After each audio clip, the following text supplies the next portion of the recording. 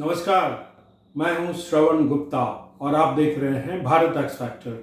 आपको याद होगा हम कई महीनों से दिल्ली में जो गाड़ियों का इशू है उस पर चर्चा कर रहे हैं और लोगों को अपडेट दे रहे हैं। गाड़ियों का इशू मतलब 10 साल डीजल की गाड़ियां और 15 साल पेट्रोल की गाड़ियों पे जो प्रतिबंध लगा है उससे लेकर सुप्रीम कोर्ट में केस चल रहा है। तो उसमें अब ताज़ा अपडेट क्या है ये जानने के लिए हम आज फिर पहुंचे हैं। इस मामले को देख रहे जो एडवोकेट हैं अभिनव वर्मा, उनसे बात करते हैं कि इस मामले में ताज़ा अपडेट क्या है, सुप्रीम कोर्ट में बात कहाँ तक पहुंची है। अभिनव जी बताइए, ये जो मैडम लक्ष्मी नारायण का जो केस था गाड़ियों को लेकर, उसमें क्या अपडेट है? तो सर हमने एक एप्लीकेशन फाइल की थी MC Mehta versus union of India में, और फिर हमें सुप्रीम कोर्ट ने डायरेक्शन दिया था कि आप दिल्ली गवर्नमेंट से जाके इंस्ट्रक्शंस लीजिए कि ये कब से ये रूल अप्लाई हो रहा है। तो हमने दिल्ली गवर्नमेंट को एक रिप्रेजेंटेशन लेटर लिखा और दिल्ली गवर्नमेंट का ये रिप्रेजेंटेशन लेटर का ये रिप्लाई आया कि उनके पास इसका जवाब नहीं है। और ये कब की बात है? ये एप्लीकेशन जो हमने लगाई थी सुप्रीम कोर्ट में, ये डिसाइड हुई थी 10 अक्टूबर को, और उसके बाद हमने रिप्रेजेंटेशन लगाया नवंबर में, और उनका दिसंबर में हमारे पास रिप्लाई आया दिल्ली सरकार का। जी। अच्छा, फिर? और उसमें उन्होंने ये जवाब दिया कि ये जो इसकी एप्लीकेशन की जो डेट है वो उसका आंसर सिर्फ NGT और सुप्रीम कोर्ट ही कर सकते हैं। तो मतलब उन्होंने कहा कि भाई इसमें हम कुछ कर नहीं सकते, इसमें जो NGT है और सुप्रीम कोर्ट जो करेगा वही करेगा। तो इसलिए हम लोगों ने फिर से एक application MC Mehta versus union of India में ही एक और एप्लीकेशन हमने लगाई है। तो ये MC मेहता और यूनियन ऑफ इंडिया का क्या है? सर ये MC Mehta versus union of India एक रिट पिटीशन है, सिविल रिट पिटीशन है, जो कि एयर पोल्यूशन के जो भी केसेस हैं वो उसमें ही सुप्रीम कोर्ट उसमें अगर कोई चीज उनसे डिसीजन लेना हो तो सुप्रीम कोर्ट में हमें इसी केस में एप्लीकेशन फाइल करनी होती है। फॉर एग्जांपल अगर ये क्रैकर बैन वाला केस था, पटाखे वाला, तो उसमें भी एप्लीकेशन MC मेहता के केस में ही IA फाइल होती है, उसमें इंट्रोगेटरी एप्लीकेशन कहते हैं। तो मतलब जितने भी एयर पोल्यूशन से जुड़े मुद्दे होंगे, इश्यूज होंगे, वो MC मेहता वाले केस में ही टैग कर दिए जाएंगे और उसी के साथ सुप्रीम कोर्ट इस पर सुनवाई करता है। तो इनका भी मैडम लक्ष्मी नारायण का केस भी जो था उसी में टैग कर दिया गया। और अभी मैंने 24 जनवरी को मैंने मेंशनिंग करी है और सुप्रीम कोर्ट ने ये ऑर्डर किया है कि जो भी इसमें एमिकस क्यूरी है मिस अपराजिता सिंह,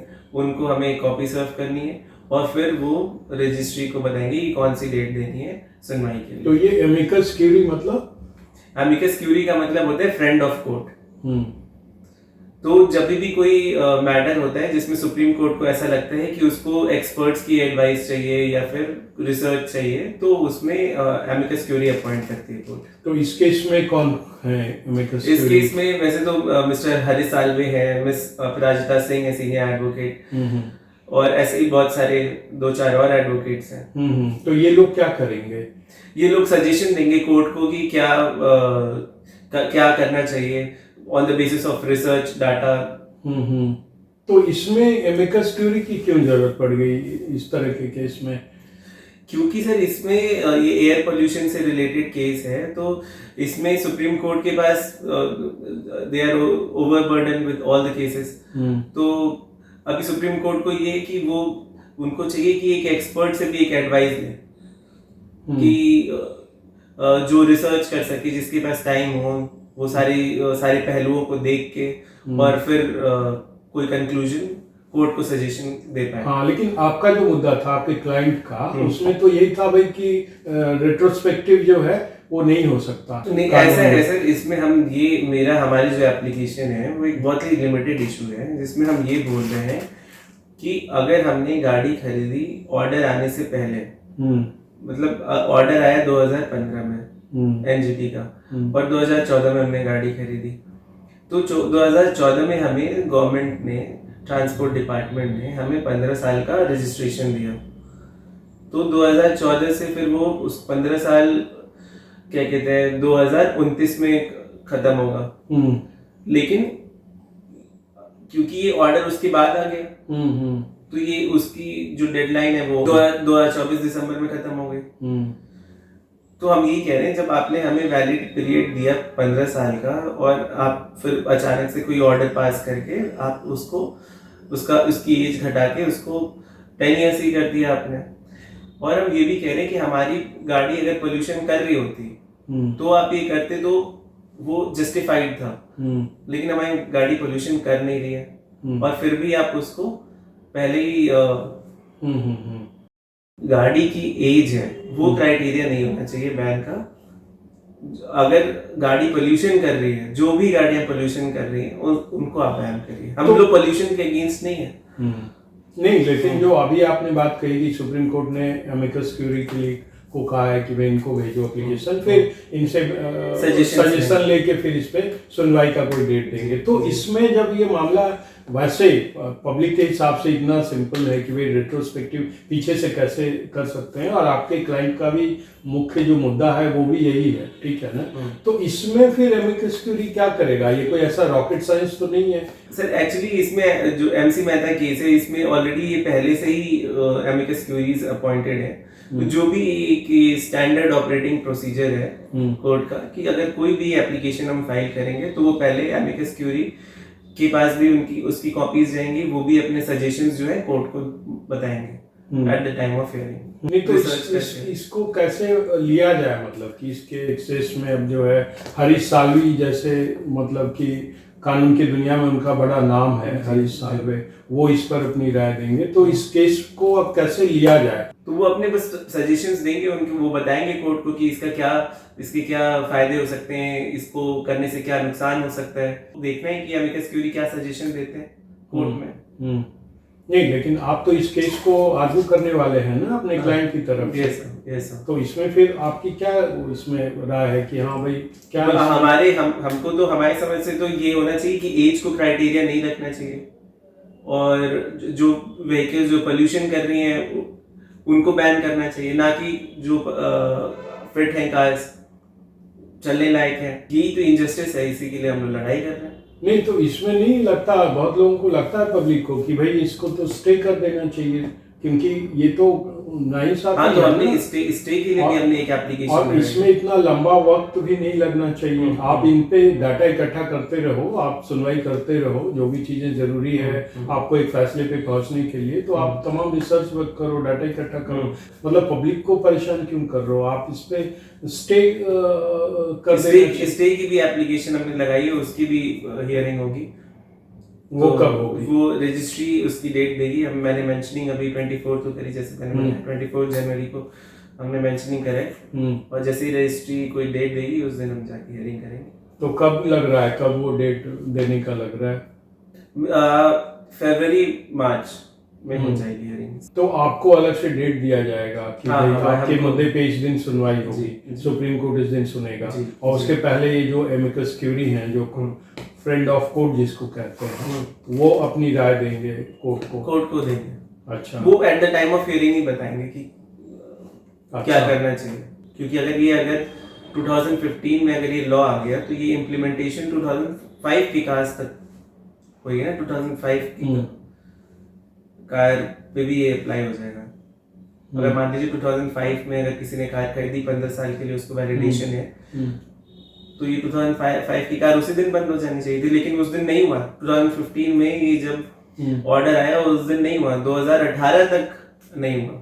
2018 तक कोई स्क्रैपिंग नहीं हुई, कोई बैन नहीं हुआ, और यहाँ तक कि गवर्नमेंट ने और भी 15 साल के लिए 2018 तक रजिस्ट्रेशन देते रहे वो लोग डीजल कार को।